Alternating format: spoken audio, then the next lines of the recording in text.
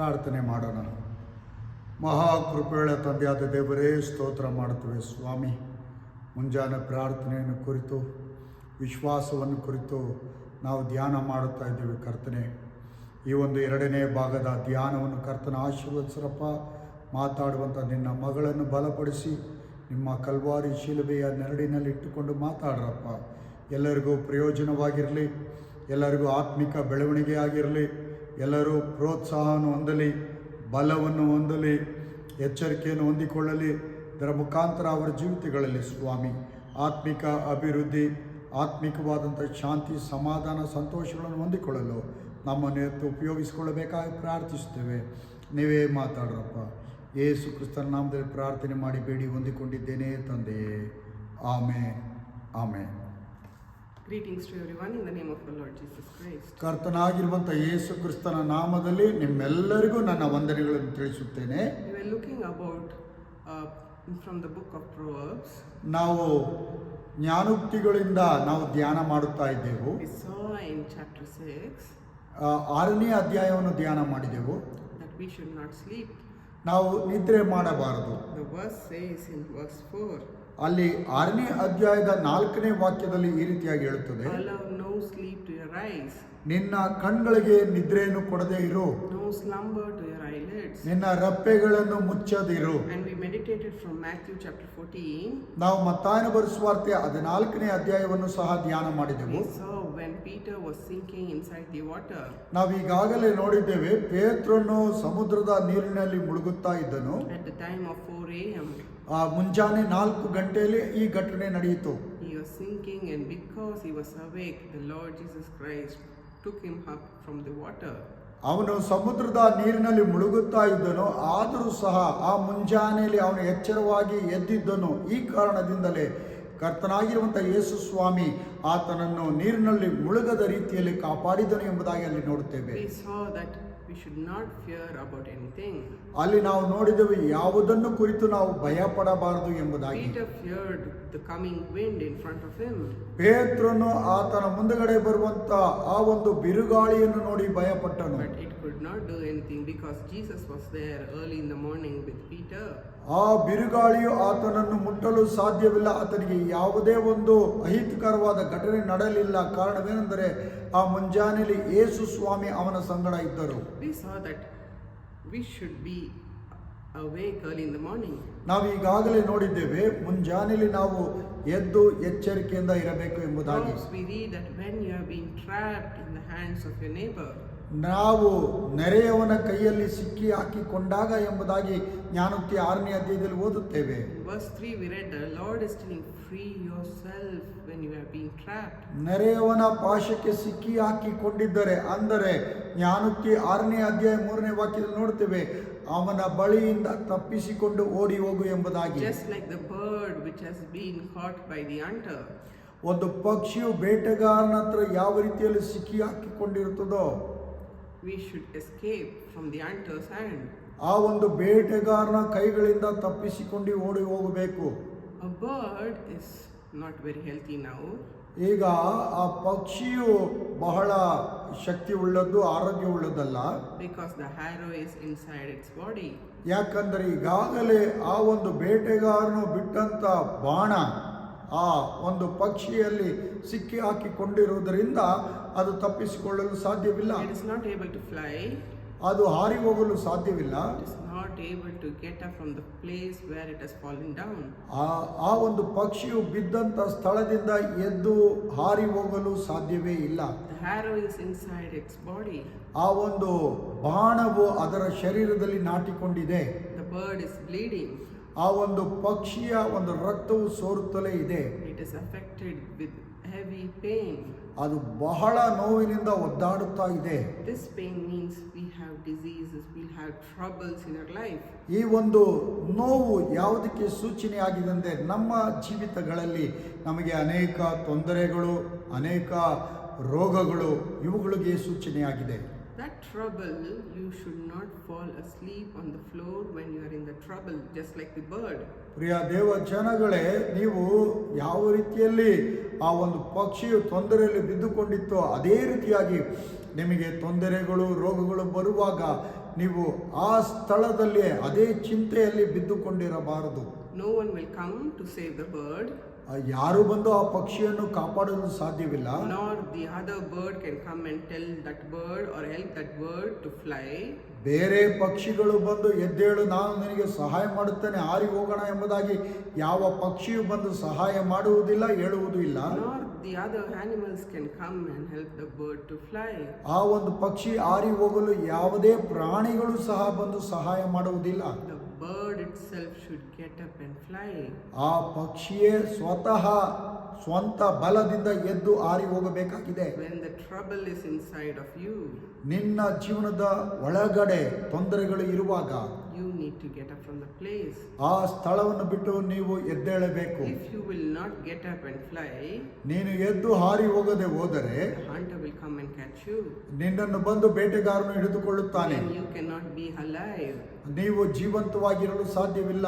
Before that, you need to get up and fly. ಆ ಬೇಟೆಗಾರನು ನಿಮ್ಮನ್ನು ಹಿಡಿದುಕೊಳ್ಳುವುದಕ್ಕಿಂತ ಮುಂಚಿತವಾಗಿ ಆ ಸ್ಥಳದಿಂದ ಎದ್ದು ಓಡಿ ಹೋಗಬೇಕು. The Lord knows that the bird has been hurt. ಆ ದೇವರಿಗೆ ಗೊತ್ತು ಆ ಪಕ್ಷಿಗೆ ಈಗ ಗಾಯವಾಗಿದೆ ಎಂಬುದಾಗಿ. The sharp arrow is inside the body of the bird. ನುಣುಪಾದಂತ ಆ ಒಂದು ಈ ಒಂದು ಬರ್ಜಿಯು ಆ ಒಂದು ಪಕ್ಷಿಯ ದೇಹದಲ್ಲಿ ನಾಟಿದೆ ಎಂಬುದಾಗಿ ಗೊತ್ತು. The blood is bleeding. ರಕ್ತ ಸೋರ್ತಾ ಇದೆ. The body is being in pain. ಆ ಶರೀರವು ಬಹಳ ನೋವಿನಲ್ಲಿದೆ. The bird cannot try to take up its wing to fly afar. ಅದರ ರೆಕ್ಕೆಗಳನ್ನು ಬೀಸಿ ಆ ಒಂದು ಪಕ್ಷಿಯು ಹಾರಲು ಸಾಧ್ಯವಿಲ್ಲ. No one is there to help him. ಆ ಪಕ್ಷಿಗೆ ಸಹಾಯ ಮಾಡುವವರು ಯಾರು ಇಲ್ಲ. Bird should fly. The Lord is telling, in spite of the pain, in spite of the arrow inside your body.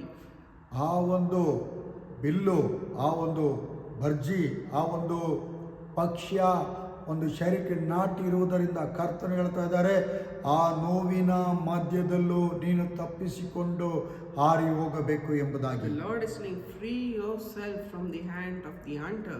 ನೀನು ಬೇಟೆಗಾರನ ಕೈಗಳಿಂದ ತಪ್ಪಿಸಿಕೊಂಡು ಹಾರಿ ಹೋಗು ಎಂಬುದಾಗಿ ಕರ್ತನು How ಹೇಳ್ತಾರೆ. to free yourself? ನಿನ್ನನ್ನು ನೀನೇ ಯಾವ ರೀತಿಯಾಗಿ ಬಿಡುಗಡೆ ಹೊಂದಿ By ಹೋಗಲು getting ಸಾಧ್ಯ? up early in the morning. ಮುಂಜಾನೆ ಹೇಳುವುದರ ಮುಖಾಂತರವಾಗಿ ತಪ್ಪಿಸಿಕೊಳ್ಳಲು ಸಾಧ್ಯ. Verse 6, the Lord says, ಅಲ್ಲಿ ಜ್ಞಾನೋಕ್ತಿಗಳು 6ನೇ ಅಧ್ಯಾಯದ 6ನೇ ವಾಕ್ಯದಲ್ಲಿ ಕರ್ತನು ಈ ರೀತಿಯಾಗಿ ಹೇಳ್ತಾರೆ, go to the hand, you sluggard. ಸೋಮಾರಿಯೇ ಇರುವ ಹತ್ತಿರ ಹೋಗಿ Consider its ways and be wise. ಅದರ ನಡವಳಿಕೆಯನ್ನು ನೋಡಿ ಜ್ಞಾನವನ್ನು ತಂದುಕೋ. The Lord is telling, go and see the hand and be wise. ದೇವರು ಹೇಳ್ತಾ ಇದ್ದಾರೆ, ಸೋಮಾರಿಯೇ ಇರುವೆ ಹತ್ರ ಹೋಗು, ಅದರ ನಡವಳಿಕೆಯನ್ನು ನೋಡಿ ಜ್ಞಾನವನ್ನು ತಂದುಕೋ ಎಂಬುದಾಗಿ.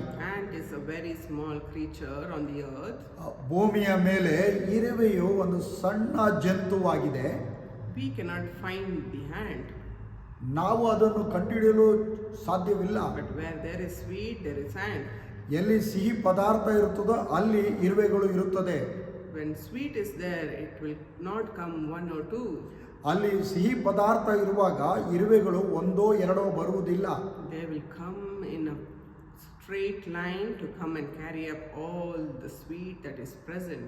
ಅದು ನೇರವಾಗಿ ಒಂದರ ಹಿಂದೆ ಸಾಲಾಗಿ ಅನೇಕ ಇರುವೆಗಳು ಬಂದು ಅದರ ಆಹಾರವನ್ನು, ಸಿಹಿಯಾದ ಆಹಾರವನ್ನು ಹೊಂದಿಕೊಳ್ಳುತ್ತದೆ. Verse 7 says, 7ನೇ ವಾಕ್ಯ ಹೇಳುತ್ತದೆ, it has no commander, ಅದಕ್ಕೆ ನಾಯಕ ಇಲ್ಲ, no overseer ಅಧಿಕಾರಿ ಇಲ್ಲ, or ruler. ಪ್ರಭುಗಳಿಲ್ಲ.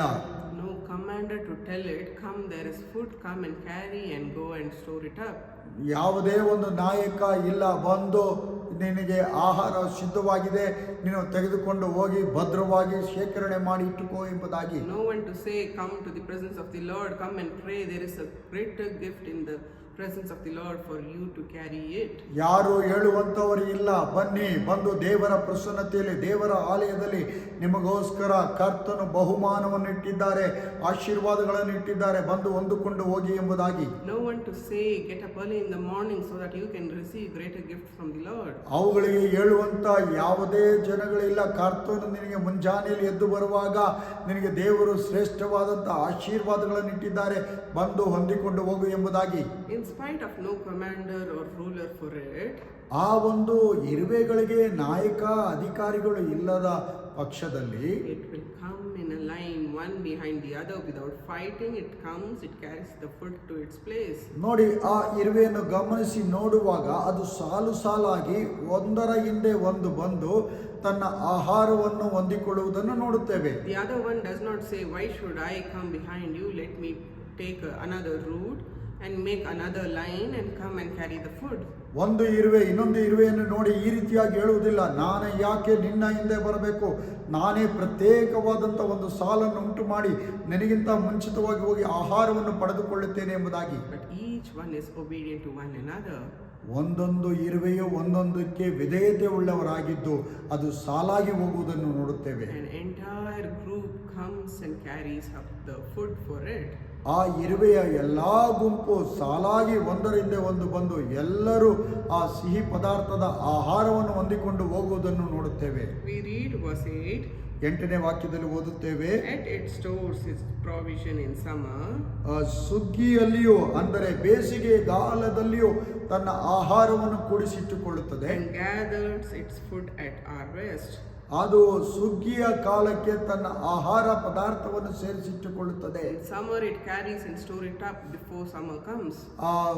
ಅಂದರೆ ಬೇಸಿಗೆ ಬರುವುದಕ್ಕಿಂತ ಮುಂಚಿತವಾಗಿ ತನ್ನ ಆಹಾರವನ್ನು ಶೇಖರಣೆ ಮಾಡಿ ಇಟ್ಟುಕೊಳ್ಳುತ್ತದೆ. At the time of harvest it's collecting everything and storing it up. ಅದು ಸುಗ್ಗಿಯ ಕಾಲದಲ್ಲಿಯೂ ಸಹ ಎಲ್ಲ ಆಹಾರ ಪದಾರ್ಥಗಳನ್ನು ಶೇಖರಣೆ ಮಾಡಿ ಆ ಒಂದು ಇರುವೆಗಳು ಇಟ್ಟುಕೊಳ್ಳುತ್ತದೆ. Before trouble comes, it has been safe in storing up the food. ತೊಂದರೆಗಳು ಕಷ್ಟಗಳು ಬರುವುದಕ್ಕಿಂತ ಮುಂಚಿತವಾಗಿ ತನಗೆ ಬೇಕಾದಂಥ ಆಹಾರ ಪದಾರ್ಥಗಳನ್ನು ಇರುವೆಗಳು ಸೇರಿಸಿಟ್ಟುಕೊಳ್ಳುತ್ತದೆ. Summer means dry land. ಆ ಬೇಸಿಗೆ ಎಂಬುದಾಗಿ ಹೇಳುವಾಗ ಅದು ಬಂದು ಒಣ ಭೂಮಿಗೆ No ಸಮಾನವಾಗಿದೆ. rain, no water, ಅಲ್ಲಿ ನೀರು ಇಲ್ಲ, ಮಳೆನೂ ಇಲ್ಲ, no harvest. ಅಲ್ಲಿ ಬೆಳೆನೂ ಇಲ್ಲ. So that it cannot be in trouble, it is storing up before summer. ಅಲ್ಲಿ ಬೇಸಿಗೆ ಬರುವುದಕ್ಕಿಂತ ಮುಂಚಿತವಾಗಿ ತನ್ನ ಆಹಾರಗಳನ್ನು ಕೂಡಿಸಿಟ್ಟುಕೊಳ್ಳುತ್ತವೆ. Before diseases come, before trouble comes, we need to store up the food, store up our blessing for our life. ನಮ್ಮ ಜೀವಿತಗಳಲ್ಲಿ ನಮಗೆ ರೋಗಗಳು ಬರುವುದಕ್ಕಿಂತ ಮುಂಚಿತವಾಗಿ, ಕಷ್ಟಗಳು ಸಮಸ್ಯೆಗಳು ಬರುವುದಕ್ಕಿಂತ ಮುಂಚಿತವಾಗಿ ಆತ್ಮಿಕವಾಗಿ ದೇವರ ವಾಕ್ಯಗಳ ಮುಖಾಂತರವಾಗಿ ಆತ್ಮಿಕ ಆಹಾರಗಳನ್ನು, ಕರ್ತನ ಆಶೀರ್ವಾದಗಳನ್ನು ನಾವು ಕೂಡಿಸಿಟ್ಟುಕೊಳ್ಳಬೇಕಾಗಿದೆ. Coming in a group means ಗುಂಪಾಗಿ ಬರುವುದು ಎಂಬುದಾಗಿ ಹೇಳುವುದಾದರೆ the hand is not coming in a single ಆ way. ಆ ಒಂದು ಇರುವೆಯನ್ನು ನೋಡುತ್ತೇವೆ, ಅದು ಏಕಾಏಕಿ ಒಬ್ಬಂಟಿಯಾದ ಜಂತುವಾಗಿ ಬರುವುದಿಲ್ಲ. A group is coming where the sweet is. ಎಲ್ಲಿ ಸಿಹಿ ಪದಾರ್ಥವಿದೆಯೋ ಆ ಸ್ಥಳಕ್ಕೆ ಆ ಇರುವೆಯ ಗುಂಪು ಬರುತ್ತದೆ. We need to come as a family to the presence of the Lord, just like the hand. ಯಾವ ರೀತಿಯಲ್ಲಿ ಆ ಒಂದು ಇರುವೆಯ ಗುಂಪಾಗಿ ಸಿಹಿ ಪದಾರ್ಥದ ಬಳಿಯಲ್ಲಿ ಬರುತ್ತದೋ ಅದೇ ರೀತಿಯಾಗಿ ನಾವುಗಳು ಕುಟುಂಬವಾಗಿ ದೇವರ ಆಲಯದಲ್ಲಿ ದೇವರ ಪ್ರಸನ್ನತೆಗೆ ನಾವು ಬರಬೇಕಾಗಿದೆ. The verse says, where there is two or more in the presence, I am there. ಯೇಸು ಸ್ವಾಮಿ ಹೇಳಿದರು, ದೇವರ ವಾಕ್ಯ ಹೇಳುತ್ತದೆ, ಎಲ್ಲಿ ಇಬ್ಬರು ಮೂವರು ನನ್ನ ಹೆಸರಿನಲ್ಲಿ ಕೂಡಿಕೊಂಡು ಬರುತ್ತಾರೋ ಅವರ ಮಧ್ಯದಲ್ಲಿ ನಾನು ಇರುತ್ತೇನೆ ಎಂಬುದಾಗಿ. More power when we sit as a family and pray together. ನಾವು ಕುಟುಂಬವಾಗಿ ಕೂಡಿಕೊಂಡು ಪ್ರಾರ್ಥಿಸುವಾಗ, ಆರಾಧಿಸುವಾಗ ಅಲ್ಲಿ ಹೆಚ್ಚಾದಂತ ಶಕ್ತಿಯು ಇರುತ್ತದೆ. And as I told, ant is coming in a huge group. ನಾನು ಈಗಾಗಲೇ ಹೇಳಿದ ರೀತಿಯಲ್ಲಿ ಆ ಒಂದು ಜಂತುವಾಗಿರುವಂತ ಇರುವೆಗಳು ಗುಂಪಾಗಿ ಬರುತ್ತವೆ ಎಂಬುದಾಗಿ. And they are receive the blessing, they are not going barehanded. ಅದು ಬರಿಗೈನಲ್ಲಿ ಹೋಗುತ್ತಾ ಇಲ್ಲ. ಆ ಒಂದು ಇರುವೆಗಳು ಅದು ಆಶೀರ್ವಾದಗಳನ್ನು ಅಂದರೆ ಆಹಾರಗಳನ್ನು ಹೊಂದಿಕೊಂಡು ಹೋಗುತ್ತವೆ. Verse 9 says, ಅಲ್ಲಿ 9ನೇ ವಾಕ್ಯ ಈ ರೀತಿಯಾಗಿ ಹೇಳುತ್ತದೆ, how long will you lie there, you sluggard? ಸೋಮಾರಿಯೇ, ಎಷ್ಟು ಹೊತ್ತು ನಿದ್ರೆ? When will you get up from your sleep? ನಿದ್ರೆಯಿಂದ ಯಾವಾಗ ಎಚ್ಚರಗೊಳ್ಳುವಿ? A little sleep, a little slumber. ಇನ್ನು ಸ್ವಲ್ಪ ನಿದ್ರೆ, ಇನ್ನು ತುಸು ತೂಕಡಿಕೆ, A little folding of the hands to rest. ಇನ್ನು ಕೊಂಚ ನಿದ್ರೆಗಾಗಿ ಕೈ ಅಂದುಕೊಳ್ಳುವಿಯಾ? And poverty will come on you like a thief, ಬಡತನವು ದಾರಿಗಳ್ಳನ ಹಾಗೂ and scarcity like an armed man. ಕೊರತೆಯು ಪಂಜುಗಳ್ಳನಂತೆಯೂ ನಿನ್ನ ಮೇಲೆ ಬೀಳುವವು. The Lord is not talking about the sleep that we sleep at night. ನಾವು ರಾತ್ರಿಯಲ್ಲಿ ನಿದ್ರೆ ಮಾಡ್ತೀವಲ್ಲ, ಆ ನಿದ್ರೆಯನ್ನು ಕುರಿತು ಕರ್ತನು ಹೇಳುತ್ತಾ ಇಲ್ಲ. The Lord is telling early in the morning when you need to get up and praise the Lord, why are you still sleeping there? ಅಂದರೆ ಮುಂಜಾನೆಯಲ್ಲಿ ಮೊಬ್ಬಿರುವಾಗ ಬೆಳಗ್ಗೆನೆ ನೀವು ಎದ್ದು ಪ್ರಾರ್ಥನೆ ಮಾಡೋದು ಬಿಟ್ಟು, ಆರಾಧನೆ ಮಾಡುವುದು ಬಿಟ್ಟು, ಸ್ತುತಿ ಮಾಡುವುದನ್ನು ಬಿಟ್ಟು ನಿದ್ರೆ ಮಾಡ್ತಾ ಇದ್ದೀರಲ್ಲ, ಆ ಒಂದು ಜಾವವನ್ನು, ಆ ಒಂದು ಸಮಯವನ್ನು ಕುರಿತು ಕರ್ತನೆ ಹೇಳ್ತಾ The ಇದ್ದಾರೆ. Lord is telling you, sluggard, ಸೋಮಾರಿಯೇ ಎಂಬುದಾಗಿ ಸ್ವಾಮಿ ಹೇಳ್ತಾ ಇದ್ದಾರೆ. when will you get up from your sleep? ನಿನ್ನ ನಿದ್ರೆಯಿಂದ ಯಾವಾಗ ಎಚ್ಚರಗೊಳ್ಳುವಿ? A little folding of your hands to rest, ಆ ಕೈಗಳನ್ನು ಮುದ್ರಿಕೊಳ್ಳುವ, ಕೊಂಚ ನಿದ್ರೆಗಾಗಿ ಕೈಗಳನ್ನು ಮುದ್ರಿಕೊಳ್ಳುವೆಯಾ? a little sleep, a little slumber. ಸ್ವಲ್ಪ ನಿದ್ರೆ, ಇನ್ನೂ ತುಸು ತೂಕಡಿಕೆ. Poverty will come on you. ಬಡತನವು ನಿನ್ನ ಮೇಲೆ ಬರುತ್ತದೆ. Like a thief, how he'll come to our house? ಕಳ್ಳನು ನಮ್ಮ ಮನೆಗೆ ಬರುವ ರೀತಿಯಲ್ಲಿ ಆ ಒಂದು ಬಡತನವು, ಕೊರತೆಯು ಬರುತ್ತದೆ. How, when will the thief come? ಯಾವಾಗ ಕಳ್ಳನು ನಮ್ಮ ಮನೆಗೆ ಕಣ್ಣು ಹಾಕುವುದಕ್ಕೆ ಬರುತ್ತಾನೆ? When the entire world is sleeping at night, he comes at that moment. ಇಡೀ ಪ್ರಪಂಚ ನಿದ್ರೆ ಮಾಡುವಾಗ ಆ ಒಂದು ಸಮಯವನ್ನು ನೋಡಿ ಕಳ್ಳನು ಬರುತ್ತಾನೆ. He will not give us the invitation that I will come today or tomorrow at this time. ನಾನು ಒಂದು ಪತ್ರಿಕೆಯನ್ನು, ಆಹ್ವಾನವನ್ನು ಕೊಟ್ಟು ಇವತ್ತು ಬರ್ತೀನಿ, ನಾಳೆ ಬರ್ತೀನಿ ಅಂತ ಹೇಳ್ಬಿಟ್ಟು ಬರೋದಿಲ್ಲ. He will come when we do not know we are into deep sleep. ನಾವು ಗಾಢ ನಿದ್ರೆಯಲ್ಲಿರುವಾಗ, ನಮಗೆ ಗೊತ್ತಿಲ್ಲದ ಒಂದು ಸಮಯದಲ್ಲಿ ಆ ಒಂದು ಕಳ್ಳನು ನಮ್ಮ ಮನೆಗಳಿಗೆ ಕಣ್ಣು ಹಾಕುವುದಕ್ಕೆ ಬರುವಂತವನಾಗಿರ್ತಾನೆ. Likewise, when we sleep early in the morning, trouble and sicknesses comes like the thief into our life. ಆ ಕಳ್ಳನು ಬರುವ ರೀತಿಯಲ್ಲಿ ನಾವು ಮುಂಜಾನೆಯಲ್ಲಿ ನಿದ್ರೆ ಮಾಡುವಾಗ ರೋಗವು, ಶಾಪವು ಮತ್ತು ಬಡತನವು ನಮ್ಮ ಮನೆಗಳಿಗೆ ಬರುತ್ತದೆ. We should be awake so that the thief does not come and rob our house. ನಾವು ಎಚ್ಚರಿಕೆಯಿಂದ ನಿದ್ರೆ ಮಾಡದೇ ಇದ್ದಾಗ ಕಳ್ಳತನ ಮಾಡೋದಕ್ಕೆ ಕಳ್ಳನು ನಮ್ಮ ಮನೆಗಳಿಗೆ When the ಬರುವುದಿಲ್ಲ. thief comes when we are awake and all the lights in our house are on, ಆ ಕಳ್ಳನು ನಮ್ಮ ಮನೆಗೆ ನಾವು ಎಚ್ಚರಿಕೆಯಿಂದ ಇರುವಾಗ ಬರುವುದಾದ್ರೆ ನಮ್ಮ ಮನೆಗಳ ಎಲ್ಲಾ ದೀಪವು ಉರಿಯುತ್ತಾ ಇರುತ್ತದೆ. when there is light, he cannot come and touch us. ಅಲ್ಲಿ ಬೆಳಕು ಇರುವುದರಿಂದ, ದೀಪ ಉರಿಯುತ್ತಾ ಇದೆ, ಆದುದರಿಂದ ಅವನು ಬಂದು ನಮ್ಮನ್ನು ಮುಟ್ಟಲು The ಸಾಧ್ಯವಿಲ್ಲ. entire world may be dark, but your house is with light. ಇಡೀ ಪ್ರಪಂಚ ಕತ್ತಲೆಯಲ್ಲಿ ಮುಳುಗಿದ್ದರೂ ಸಹ ನಿನ್ನ ಮನೆಯಲ್ಲಿ ದೀಪ ಉರಿಯುತ್ತಾ ಇದೆ, ಆದುದರಿಂದ ಯಾರು ಬರಲು ಸಾಧ್ಯವಿಲ್ಲ. The Lord is the light in your life when you are awake. ನೀನು ಎಚ್ಚರಗೊಂಡಿರುವಾಗ ನಿನ್ನ ಜೀವಿತದಲ್ಲಿ, ನಿನ್ನ ಕುಟುಂಬದಲ್ಲಿ ದೇವರೇ ನಿನಗೆ ಬೆಳಕಾಗಿದ್ದಾರೆ. And the thief thinks, oh, there is light, a greater light which I cannot touch, which I cannot rob. Let me run away. ಕಳ್ಳನು ಯೋಚನೆ ಮಾಡುತ್ತಾನೆ, ಓ, ಈ ಒಂದು ದೊಡ್ಡ ಬೆಳಕು ಇದೆ, ಈ ಬೆಳಕಿರುವಾಗ ನಾನು ಮುಟ್ಟಲು ಸಾಧ್ಯವಿಲ್ಲ, ಕದಿಯಲು ಸಾಧ್ಯವಿಲ್ಲ ಎಂಬುದಾಗಿ ಓಡಿ ಹೋಗುತ್ತಾನೆ. The thief thinks, I cannot give any diseases to this person. ಕಳ್ಳನು ಯೋಚನೆ ಮಾಡ್ತಾನೆ, ಈ ವ್ಯಕ್ತಿಗೆ ನಾನು ಯಾವುದೇ ಒಂದು ರೋಗವನ್ನು ಕೊಡಲು ಸಾಧ್ಯವಿಲ್ಲ, I cannot give any trouble to him or her. ಆಕೆಗಾಗಲಿ ಆತನಿಗಾಗಲಿ ಯಾವುದೇ ಒಂದು ತೊಂದರೆಗಳನ್ನು ನಾನು ಕೊಡಲು ಸಾಧ್ಯವಿಲ್ಲ. He will run away seeing the light. ಅಲ್ಲಿರುವಂತ ಬೆಳಕನ್ನು ನೋಡಿ ಅವನು ಓಡಿ ಹೋಗುತ್ತಾನೆ. Jesus is the light in our life. ನಮ್ಮ ಜೀವಿತಗಳಲ್ಲಿ ಯೇಸು ಕ್ರಿಸ್ತನೇ, ಯೇಸು ಸ್ವಾಮಿಯೇ ಬೆಳಕಾಗಿದ್ದಾನೆ. And when we get up early in the morning, he will give us the bright light so that all the troubles will run away. ಮುಂಜಾನೆಯಲ್ಲಿ ನಾವು ಯಾವಾಗ ಎದ್ದೇಳುತ್ತೇವೋ ಅವಾಗ ಕರ್ತನು ನಮ್ಮ ಜೀವಿತಗಳಲ್ಲಿ ದೊಡ್ಡ ಬೆಳಕನ್ನು, ದೊಡ್ಡ ಆರೋಗ್ಯವನ್ನು, ದೊಡ್ಡ ಆಶೀರ್ವಾದವನ್ನು ಕೊಡುವ ದೇವರಾಗಿದ್ದಾರೆ. ಕರ್ತನು ತಾನೇ ಈ ವಾಕ್ಯಗಳನ್ನು ಆಶೀರ್ವದಿಸಲಿ. ಪ್ರಿಯ ಸಹೋದರನೇ, ಸಹೋದರಿಯೇ, ಈ ವಾಕ್ಯದ ಆಶೀರ್ವಾದಗಳನ್ನು ಹೊಂದಿಕೊಂಡು ನೀವು ಮುಂಜಾನೆಯಲ್ಲಿ ಎಚ್ಚರಿಕೆಯಿಂದ ಇದ್ದು ಮುಂಜಾನೆ ಎದ್ದು ಪ್ರಾರ್ಥಿಸುವಾಗ ಎಲ್ಲ ವಿಧವಾದ ಆಶೀರ್ವಾದಗಳನ್ನು ಹೊಂದಿಕೊಳ್ಳಲು ಸಾಧ್ಯ. ಪ್ರಾರ್ಥನೆ ಮಾಡೋಣ. ಪ್ರೀತಿ ಸ್ವರೂಪನಾಗಿರುವಂಥ ತಂದೆಯಾದ ದೇವರೇ, ಈ ಒಂದು ಯೂಟ್ಯೂಬ್ ಮುಖಾಂತರವಾಗಿ ಸ್ವಾಮಿ ಈ ವಾಕ್ಯವನ್ನು ಕೇಳುತ್ತಾ ಇರುವಂಥ ಎಲ್ಲ ಸಹೋದರ ಸಹೋದರಿಗಳಿಗಾಗಿ ಸ್ತೋತ್ರ, ಎಲ್ಲ ದೇವಜನಗಳಿಗಾಗಿ ಸ್ತೋತ್ರ. ಇಡೀ ಪ್ರಪಂಚದಲ್ಲಿರುವಂಥ ಎಲ್ಲ ಜನಗಳು ಸ್ವಾಮಿ ಈ ರೀತಿಯಾದಂಥ ಬೆಳಕನ್ನು ಹೊಂದಿಕೊಳ್ಳಲು, ಅಂದರೆ ಯೇಸು ಸ್ವಾಮಿ ನೀವೇ ಹೇಳಿದ್ದೀರಲ್ಲ, ನಾನೇ ಲೋಕಕ್ಕೆ ಬೆಳಕಾಗಿದ್ದೇನೆ ಎಂಬುದಾಗಿ, ಆ ಬೆಳಕನ್ನು ಹೊಂದಿಕೊಂಡು ಅವರು ಬಿಡುಗಡೆ ಹೊಂದುವಂತೆ ಕೃಪೆ ಮಾಡ್ರಪ್ಪ. ಅವರನ್ನು ಆಶೀರ್ವದಿಸ್ರಪ್ಪ, ಅವರನ್ನು ರೋಗ ಮುಕ್ತರನ್ನಾಗಿ ಮಾಡ್ರಪ್ಪ. ಅವರ ಜೀವಿತಗಳಲ್ಲಿ ಶಾಂತಿ ಸಮಾಧಾನವನ್ನು ಕೊಡ್ರಿ, ಅಭಿವೃದ್ಧಿಯನ್ನು ಕೊಡ್ರಿ, ಆಶೀರ್ವಾದಗಳನ್ನು ಕೊಡ್ರಿ, ಬಿಡುಗಡೆಯನ್ನು ಕೊಡ್ರಿ. ಪ್ರತಿಯೊಬ್ಬರನ್ನು ಆಶೀರ್ವದಿಸ್ರಿ. ಯೇಸು ಕ್ರಿಸ್ತನ ನಾಮದಲ್ಲಿ ಪ್ರಾರ್ಥನೆ ಮಾಡಿ ಬೇಡಿ ಹೊಂದಿಕೊಂಡಿದ್ದೇನೆ ತಂದೆಯೇ. Amen, amen.